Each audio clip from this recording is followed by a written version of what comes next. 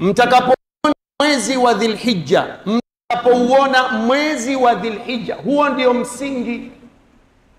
Msingi sio watu kusimama Arafa, kama hapana Arafa.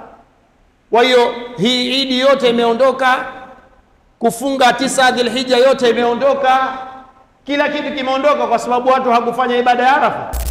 Huu ni msingi mkuu wa kuleta umoja wa Waislamu wote kuanzia miaka ya Mtume sallallahu alaihi wasallam, karne ya mwanzo, ya pili, ya tatu, ya nne, ya tano, 10, 11, 12, 13, zote hizi watu wanatizama mwezi. Wallahi zote hizi wanatizama mwezi. Na kama mtu ana ushahidi wowote wa uongo walete, maana wa kweli hana. Kwa sababu ilikuwa hakuna teknolojia. Watu muda wote wanafuata nini? Wanafuata kutizama ule mwezi maeneo yao. Sasa kama hesabu zitatuonesha hivyo ya mwezi, tuache.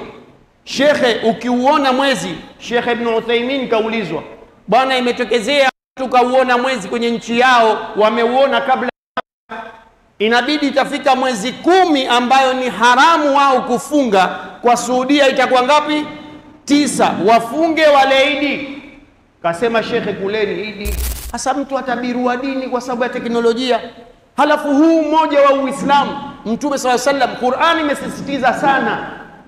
Leo watu baada ya miaka karne 10 na kadhaa, miaka 1200 au 300, yote hii watu wanafuata simamo mmoja. Miji hii yote tunaswali kwa pamoja, tunakula kwa pamoja, tunafanya mambo yote kwa pamoja. Ilipozuka tu hii teknolojia, watu wamezuka kama mashetani kwenye vidole vyao, na vidole vyao juu kwa juu, utasema kafunguliwa ile chupa hii, katoa kidole na mie nipo. Teknolojia na kufanya hivi shekhe. Na mtu mwingine anajenga hoja, mfano anakwambia, shekhe, sasa ingelikuwa Mtume sallallahu alaihi wasallam anahiji kule, nyie mngefanya nini? Sasa ingekuwa Mtume tena sisi tuna kauli. Yani unatafuta, yani swala liko wazi. Ingekuwa Mtume angeambiwa, ya Rasulullah, tungempigia simu hapa na WhatsApp ya Rasulullah, sisi mashekhe, mufti hapa ingepiga.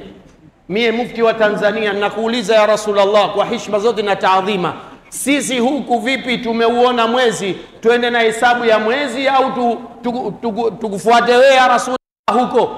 Singekuwa jawabu nyepesi? Mtume sallallahu alaihi wasallam ingeshushiwa wahi tu wajibu hivi. Tena kuna jengine,